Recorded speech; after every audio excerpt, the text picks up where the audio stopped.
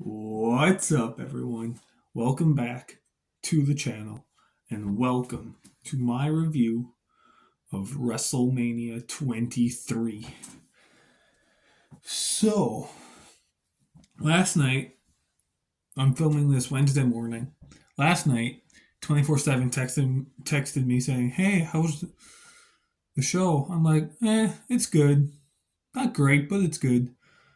And he was kind of confused because we ranked every Mania about 5 years ago, and we had this one up pretty high. And, and I told him, I said, I'm like tired, and I just finished watching it like 10 minutes ago. This was about 9:30 last night. I told him, I said, I'm tired, and I just finished watching it about 10 minutes ago, and I can't, I haven't really processed it yet because I was tired and I was kind of half falling asleep watching it. And so I watched the last like three or four matches this morning, and my mindset on it has changed. So it's much better now, and this show is awesome. It's great. So I watched the DVD version of it here. So let's just get right into this. I've got the pen, got the clipboard. Let's do it. I gotta switch the paper around here because I'm an idiot and haven't done that yet. Okay, so WrestleMania 23. It happened on April 1st, 2007, at Ford Field in Detroit, Michigan. Fun fact, this was the last time that they were at Ford Field in Detroit until SummerSlam of this year. So that 16 years away from this stadium for WWE, which is kind of awesome. We opened the show with the men's Money in the Bank ladder match between Jeff Hardy, King Booker, Finlay, Mr. Kennedy, Matt Hardy, Randy Orton, Edge, and CM Punk. So, in my CM Punk return video I did, I mentioned something in there how it was kind of weird watching this match the day after CM Punk's return. The reason I say that is because I was like kind of at that time kind of still in shock over Punk's return. When I filmed that video, I was still kind of in shock. And so because I was in shock over that, watching this match with him in it, it was just like, am I really watching this? Like, is CM Punk really back in WWE? Like, and it was kind of weird because I couldn't really believe it that he's back. So that's why I kind of stated that it was weird. Almost immediately there's a lot going on in the match. Everyone's everywhere doing things. Finlay did a dive. Booker T goes outside. He goes under the ring to grab a ladder, and he pulls out a tiny step ladder. I started laughing when I saw that. CM Punk got busted open at one point. Let's see here. Bunch of crazy hits and bumps and slams and whatever you want to call it with the ladder. That was kind of awesome, being with there being a whole bunch of different ones that you don't typically see too often. My phone is kind of, oops, too much. Now it's crooked. I'm sorry, guys. There, I think that's better. Okay. Anyway, moving on. The Hardy Boys fought each other on top of the ladder at one point. I thought that was kind of interesting to see. And then we had the big dive, big bump I'm sorry. um, where Edge was laid flat on a ladder bridge, and Jeff Hardy is up on top of this giant 12-foot ladder, 15-foot ladder. I'm not sure how big it was. And he just jumps off, bam, on Edge. They go through a ladder. They get taken out, and they're no longer in the match after that. Um, Randy Orton RKO's everyone. He does a bunch of RKO's out of nowhere. He does one off the top of the ladder to CM Punk. Um, and then Booker T climbs up onto the ladder and gives Randy Orton a bookend off the top of it. And then Hornswoggle shows up to help Finlay. And then Mr. Kennedy comes in. Both Hornswoggle and Mr. Kennedy are up on top of the ladder. Kennedy picks him up and does his plunge thing. What's he call it? A Green Bay plunge? I forget. He does a plunge, and then he gets back up, climbs back up the ladder. I think he has a little thing with, I think it was CM Punk, or was it someone else? I don't remember, but Mr. Kennedy climbs up the ladder, grabs the briefcase, wins the match. I gave it 4 stars. This was awesome. Fun fact. Actually, yeah, you guys, I'm giving you a fun fact here. 24/7 and I went to the same high school that Mr. Kennedy went to. Him and I got to meet Mr. Kennedy about 5-ish years ago. I got his autograph. I was going to show you guys. It's hung in the other room, but I forgot all about it until like just now. And I don't want to get up in the middle of a video to show you guys, so I will do that a different day. But yeah, him and I went to the same high school as Mr. Kennedy. We had a couple of the same teachers. Okay, it's not the same exact high school. The building that he went to, they tore down and then they built a new high school. But it's in the same city and we had some of the same teachers. So I think that's kind of cool. Anyway, yeah, so I gave the match 4 stars. It was awesome. I liked it. Moving on to a match that I did not like so much. Kane versus the Great Khali. At the time, in 2007, I was 9 or 10 years old. I loved the Great Khali. I know that's kind of weird, but it's true. I did. I loved those huge, bigger guys. That's why I love Undertaker so much at that time. Now I love him for other reasons, but at that time I loved Undertaker, Great Khali, Big Show, Kane, Mark Henry, like all those big guys. I loved them. So I'm not afraid to admit it. I loved the Great Khali as a child. Now that I'm older, obviously I don't. But this is an interpromotional match. Great Khali was from Raw. Kane was from SmackDown. And I think Mania 24 has one too in a promotional match. I could be wrong. But yeah, this match was just kind of boring. Not much went on. It was like 6 or 7 minutes. Um,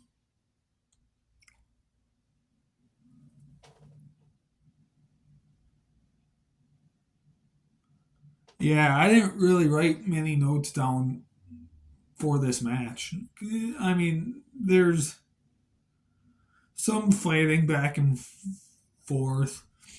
At one point, Kane grabbed a giant chair, but that's about it. That's about all I wrote. Great Khali won with his two-handed choke bomb. I gave it 1 star. Like it's not good. Moving on, the United States title match with the champion Chris Benoit versus MVP. This match was pretty good. I liked it. It was pretty fast paced. Um, At one point, MVP was and Benoit were up on the top. MVP gave Benoit a superplex, but Benoit reversed it into a small package pin type thing. That was cool. Um, this whole feud that they had was awesome, man. It was unfortunately like Chris Benoit's last like major feud before it happened. The before the incident happened, this was his last WrestleMania, and this was his last like major feud with MVP. And I not only enjoyed this match, but I enjoyed, from what I remember, their entire feud. I think they had a match at Backlash that I thought was also really good. I watched Backlash 2007 a couple of years ago. But throughout the match, MVP was targeting Benoit's arm, which was great because it makes him not be able to do any of the submissions that he knew, the crossface or whatever. But then Benoit wins the match with a diving headbutt. I knew he did the move, but I can't remember any other time where he actually won the match with a diving headbutt. Like, it wasn't really a finishing move he did, it's just a move. He never really won with it. This was one of the first times I remember actually watching him win with a diving headbutt, which was weird. But I still enjoyed the match. I gave it 3 stars. I thought it was awesome. Up next, the World Heavyweight Championship. Batista, the champion, defending against The Undertaker. This was the best match on the show up to this point. Not the best match on the entire show, just the best match up to this point. This was awesome. They, I mean, let's start with Undertaker's entrance. It's not the best Mania entrance he's ever had, but it's still awesome. I still enjoyed it. I mean, it's The Undertaker. He's my favorite of all time, so of course I'm gonna enjoy it. Um, There's some fighting going on the outside. Batista did a diving shoulder tackle. Batista like very rarely ever dives, and that was kind of cool to see. Seeing a big guy like that dive. I was a huge Batista fan back in the day too. There's so many guys I love. But let's see here. Undertaker hit his typical suicide dive. Um, Batista gave Undertaker a running power slam through the commentary table. That was awesome. Um, at one point, there was a Batista bomb. Taker kicked out.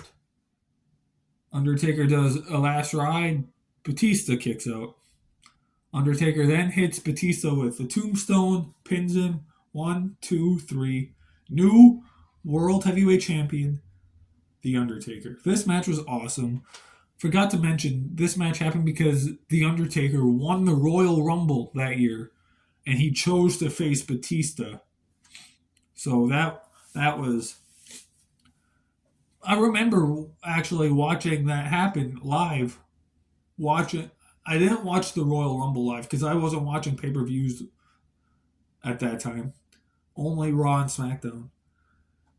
But I remember hearing that Undertaker won the Royal Rumble, and I remember watching that match, that segment where John Cena, Batista, and Bobby Lashley were all in the ring, and Undertaker got to choose who he wanted. And I'm like, oh, he's fighting Batista? That's awesome. Because I was a big Batista fan back in the day too. So I thought, hey, that's gonna be cool. But sometimes I wonder, like, how awesome would the match have been if we actually got Undertaker versus John Cena?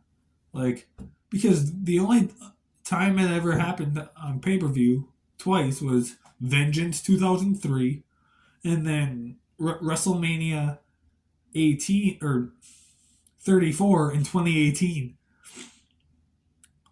And I think it happened on Raw once in like 2006 or 2005, something like that. And I know the pay per view before this, No Way Out, was a tag match where it was Undertaker and Batista versus John Cena and Shawn Michaels. But Undertaker and John Cena at this time, like, very rarely ever fought each other. I know it's because Undertaker was primarily a SmackDown guy and John Cena was primarily a Raw guy. But like during the draft or something, I would have loved to see one of them go to the other brand, so this way we could see these two face each other a lot more often. I would have loved that. But anyway, getting back on track here, Undertaker won the match, became the world heavyweight champion. I gave it 4 stars. I really enjoyed this match. It was awesome. And then we had an 8-man tag team match, the ECW Originals versus the new breed of ECW talent. The Originals were RVD, the Sandman, Sabu, and Tommy Dreamer versus the new breed, which was Elijah Burke, Matt Striker, Marcus Corvan, and Kevin Thorne. Who in the world remembers Kevin Thorne? Like, I do, but just barely. Like, I was watching ECW at this time, and like I barely remember Kevin Thorne. Like, is this like his only pay per view match he ever had? It's gotta be because I don't ever remember watching any other pay per views with him. Like, I don't know. Anyway, um,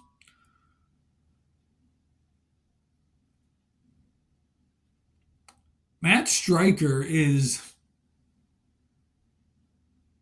I don't want to say underrated, but I actually kind of enjoyed his wrestling here in this match.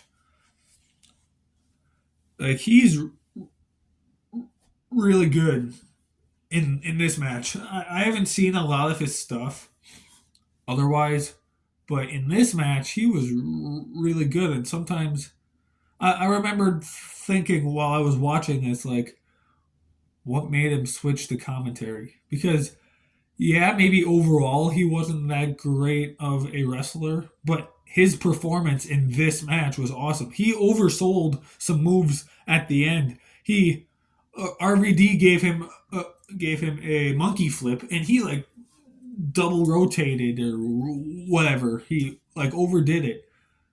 It was awesome. And then Tommy Dreamer gave him, or who was it? Someone gave him a DDT, and he did the upward spike cell, and like overdoing it, but it was awesome. I enjoyed it. So like, anyway, getting back on topic here. A Sandman at one point did a big diving leg drop on Matt Striker. That was kind of cool. But I wrote Tommy Dreamer is great. He is though. He's my favorite wrestler of all time from the original ECW. My favorite member of that original show. I love Tommy Dreamer. When he won the ECW title in 2009, I was so happy because I loved him so much. Um, but yeah, Sandman, RVD, Sabu, and Tommy Dreamer win when RVD hits a 5-star frog splash on, was it Striker? It could have been Striker. I gave the match 2.5 stars. It's okay. Nothing great, nothing real exciting either, except Matt Striker's overselling. That was like the only fun, exciting part of this match. But yeah, I gave it 2.5 stars. The ECW Originals win the match. And now we have the Battle of the Billionaires. Hair versus hair match. Umaga representing Vince McMahon. Bobby Lashley representing Donald Trump. Umaga was the Intercontinental Champion. Bobby Lashley was the ECW Champion. And no title was on the line either. So, this match. I remember way back in the day, 2007 when this was actually happening. This was my introduction to Donald Trump. I didn't know who he was before this. But I remember when this was announced, I was I was never the biggest Umaga fan at that time, which is strange because I said I was always a big fan of bigger guys, but for some reason I just wasn't the biggest Umaga fan. I am now looking back, I love him, but at the time when I was 9 or 10 years old, I wasn't. I love Bobby Lashley though, but I was kind of confused by the whole battle of the billionaires thing and like hair versus hair, like the loser gets their head shaved, and I was just confused by the whole thing because this was like my introduction to like the hair versus hair matches, and I was confused about the whole thing. But Stone Cold Steve Austin is a special guest referee in this match too, and so there's a plus. The the entrances were probably longer than the match itself because you had Vince McMahon, Umaga, Donald Trump, Bobby Lashley, and Stone Cold Steve Austin all coming out, and that's not a short ramp. That's a long ramp. This was okay. This was the first WrestleMania in a stadium since Mania 8, maybe. So like it, it's in the stadium. It's gonna be a long ramp, and so these entrances, the match is like 12 minutes. The entrances had to be at least 13, 14. Probably isn't, but that's what it felt like watching this because it took forever. Um, at one point, Bobby Lashley attacked Umaga's guy, Armando Alejandro Estrada, or whatever his name is. Um, oh, there was one time Bobby Lashley was standing by the ropes. Umaga goes sprinting towards Lashley. Lashley sees him, pulls the rope down. Umaga flips over the top, and he takes a nasty bump on the floor on the outside. It looked painful. Like just clean over the top. He didn't touch the ropes, apron, nothing. Just clean flip over the top. It was awesome, but looked very painful at the same time. Like it was so cool to see. Um, and then, oh, I'm sorry, guys. I think I'm starting to get a bit of a cold. My nose is kind of stuffed up. Um, but then there's another moment where Umaga is standing by the ropes. Bobby Lashley goes sprinting towards Umaga. It looked like he was trying to go for a spear. Umaga moved out of the way. Bobby Lashley went through the middle ropes and onto the floor. That one didn't look as good as Umaga's bump he took, but still awesome. Still cool to see. Um, Umaga had Bobby in a move against the ropes. Stone Cold Steve Austin was counting the 5, but Umaga wasn't getting up, so Stone Cold Steve Austin grabbed Umaga by his hair.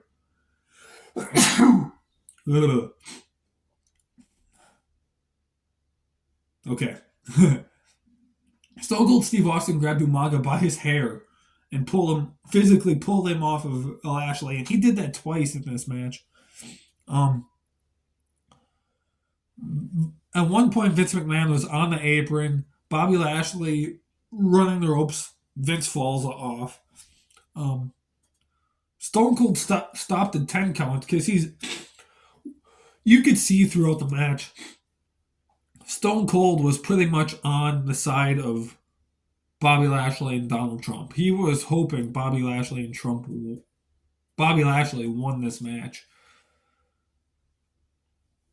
And eventually Shane McMahon comes out, he gets involved, grabs a trash can. There's a ref bump. Shane does the coast to coast to Bobby Lashley. Shane then reveals that he's wearing a referee shirt, but Stone Cold comes in like, nah, drops him with a stunner. And then Stone Cold then drops Umaga with a stunner. Bobby Lashley then immediately spears Umaga. 1, 2, 3, match over. Bobby Lashley wins the match. Vince McMahon has to get his head shaved. The match as a whole, I gave 2.5 stars. It's okay. There's nothing exciting about it, really. I mean, a few things here and there. Like, as I said, the nasty bump Umaga took on the outside, and Stone Cold Steve Austin played a factor into this match being that. But if Stone Cold wasn't part of this match, this star rating would be a lot lower. Like, it's mainly most of the 2.5 stars are from Stone Cold Steve Austin being involved in this match. So that's why it's got the 2.5 stars. Because of Stone Cold. Moving on, 2 matches to go. We have a Lumberjill match between Ashley and the champion, Melina. By the way, back to the hair versus hair match. It was so funny. I was laughing the whole time when Vince was in the ring there getting his head shaved. And then Stone Cold dropped Donald Trump with a stunner. Like, so cool. I was laughing the whole time. That was the best part of the match, and it happened after the match.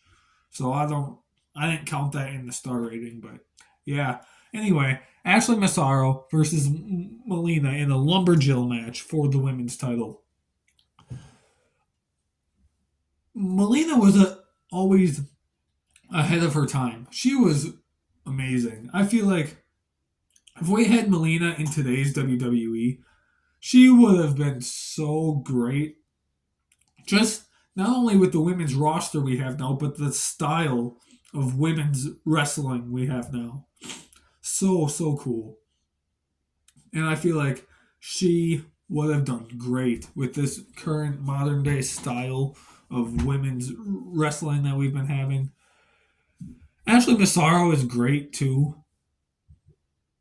I love her music. I wrote that here. I love Ashley's music. um, this match though just wasn't good. It was not good. At one point, I wrote one note. Melina did a swing, kind of basically a Cesaro swing. She grabbed Ashley by her legs and spun around a few times. That's the only thing I wrote down. Melina wins the match with a roll up. I gave it half a star because I like the swinging thing, and just Melina is awesome. That's why I gave it half a star. The Lumberjills on the outside only got involved once, and it was only like 3 or 4 of them, so that was stupid. What was the point of having them all surrounding the ring when only 3 or 4 of them are gonna be involved? So I thought that was kind of dumb.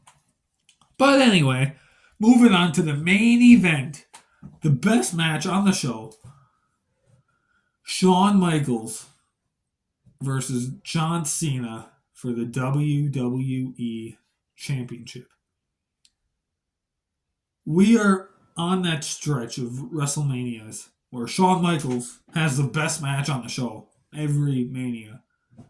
I mean, Mania 19, he fought Chris Jericho, best match on the show. Mania 20, the triple threat match. Mania 21, he fought Kurt Angle. 22 is questionable. That might be the only one where depending on who you ask, they would say he didn't have the best match on the show, because it would be Edge and Mick Foley, which I say it's Edge and Foley. But some people might say Shawn and Vince was great, which it was. But then you had him versus John Cena here. Mania 24, him and Flair. And then 25 and 26 were him and Undertaker. So this whole string of like 7 Manias or so, Shawn Michaels, best match. That's why he's got the name Mr. WrestleMania. So going in, I knew I've seen this match a few other times, but it's been a while. And going in, I knew this is going to be awesome. John Cena and Shawn Michaels were the World Tag Team Champions too at this point. And the original plan for this was actually supposed to be John Cena versus Triple H again, the rematch for Mania 22. But Triple H had gotten injured at the New Year's Revolution pay per view. He tore his other quad, and so because of that, they needed a a backup plan, and they went with Shawn Michaels here. Why Shawn Michaels was still coming out to the DX music, I have no idea. Because Triple H was gone, so DX wasn't the thing. So why was he still coming out to the DX music? I don't know. But I guess um, Shawn was probably the heel. Like, and he wasn't because it was like a babyface versus babyface type match, but there had to be a heel. Every match has to have a heel. So I guess Shawn was the heel in the match, even though he technically wasn't a heel. Oh, um, John Cena had his awesome entrance where he drove from the outside into the stadium in a car. So that was cool. Um, yeah, I didn't write a whole lot of notes for this match. I mean, there's some here, but I mainly watched the match more. Plus, I watched it last night when I was still tired, and then when I rewatched it this morning about an hour ago, I didn't change any of my notes. I just kept the notes how it was. But this was an awesome match, back and forth. And I guess there was a fan that interfered in this match. Like, they cut it out of the DVD version. I'm almost positive they cut it out of the Peacock version. But from things I've seen on YouTube, I believe I believe this was their match, or was it their match on Raw? I don't know, but I believe it was this one where a fan hopped in the ring and interfered. So part of me, in a way, kind of wishes they didn't edit it out of at least the DVD version. Peacock, I understand, but the DVD version, because I would have loved to see that. I don't know why, but I would have loved to see that. Um, John Cena goes for some strikes, hits, punches, and Shawn ducks all of them. And then at one point, they're on the outside. The commentary table is torn apart. John Cena standing in front of it. Shawn Michaels does a springboard moonsault. John Cena catches him, but falls backwards into the table. It was actually a pretty cool looking bump. Pretty cool table spot. I loved it. Um, Shawn Michaels was targeting John Cena's leg because when you only have one leg, you can't do your attitude adjustment. So that was smart on him. He was targeting John Cena's leg throughout the match. Shawn Michaels got busted open when he went for a shoulder tackle into the ring post. He ended up hitting his head on it and got busted open. And then John Cena got busted open later on when Shawn hit a pile driver on Cena on the steel steps. Um, there's a ref bump at one point because Shawn Michaels goes for the sweet chin music. Cena moves, and so he accidentally super kicks the referee. Um, Shawn reversed a DD an attitude adjustment into a DDT at one point, but then eventually Cena does hit the attitude adjustment, and then the um, John Cena hits the attitude adjustment and then puts Shawn. They tussle around a bit, and eventually he gets Shawn Michaels in the STF. Shawn taps out. What a match. This was awesome. I gave it 4.5 stars. Best match on the show. It wasn't quite 5 stars. Their match they had on Raw that lasted like 45 minutes, that match is 5 stars. This this one is only 4.5. But John Cena won, still the WWE champion. I almost feel like these two men should have had a longer feud. Like I would have loved to see them one on one, like a Backlash or whatever, and like other stipulation matches, like a ladder match or like a last man standing or something like that. I feel like I would have loved to see that, like a Backlash or something, instead of the Fatal 4-Way match. But yeah, John Cena won. I gave it 4.5 stars. Overall, this was a great pay per view. I enjoyed it. Um, yeah, so that was my review of WrestleMania 23. Got the DVD here. Hope you guys enjoyed this. I enjoyed watching it. Next week, you guys have WrestleMania 24 with 24/7, and I love Mania 24 as well. I don't like it as much as I do Mania 31 or 22, but 24 is still good. But you guys get that with 24/7. Next time you see me, WrestleMania 25, which I am kind of in a way looking forward to because I haven't seen it in a very long time. So, yeah, that was it, guys. I loved this pay per view. I This was only my second time ever watching Mania 23 full in its entirety. So I had fun with it. I enjoyed it. Hope you guys enjoyed this review. We're at almost 37 minutes already. I think this is probably the longest review I've done. I can't remember if 24/7's done one longer, but this is, I know for sure, the longest one I've done. Anyway, thanks for watching. I'll see you guys in 2 weeks with my review of Mania 25. Have fun. See you soon.